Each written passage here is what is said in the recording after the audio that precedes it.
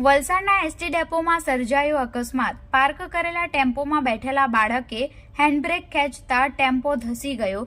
Platform પર બેઠેલા 3 મુસાફરોને ઈજા પહોંચી। વલસાડ એસટી ડેપોમાં એક અકસ્માતની ઘટના સામે આવી છે। ટેમ્પો ચાલક ટેમ્પો પાર્ક કરી બહાર ચા પીવા ગયો। ટેમ્પો અચાનક ચાલવા લાગ્યો। એસટી ડેપોમાં ધાડ પરથી ટેમ્પો નીચે તરફ આવ્યો અને પ્લેટફોર્મ સાથે અથડાયો હતો। પ્લેટફોર્મ પર બેઠેલા મુસાફરોમાંથી 2 થી 3 મુસાફરોને ઈજાઓ પહોંચી હતી।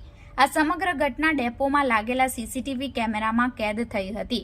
અકસ્માત બાદ આસપાસના લોકોનું ટોળું ભેગું થઈ ગયું હતું। ઈજાગ્રસ્ત મુસાફરોને તાત્કાલિક સારવાર માટે હોસ્પિટલ ખસેડવામાં આવ્યા હતા। સદનસીબે આ અકસ્માતમાં કોઈ જાનહાનિ થઈ ન હતી। આ ઘટના બાદ એસટી ડેપોમાં વાહનો પાર્ક કરવા અંગે વધુ સાવચેતી રાખવાની જરૂરિયાત ઊભી થઈ છે। ખાસ કરીને વાહનોમાં બાળકોને એકલા છોડવા અંગે પણ સાવધાની રાખવી જરૂરી છે। સ્થાનિક પોલીસે આ મામલે વધુ તપાસ હાથ ધરી છે।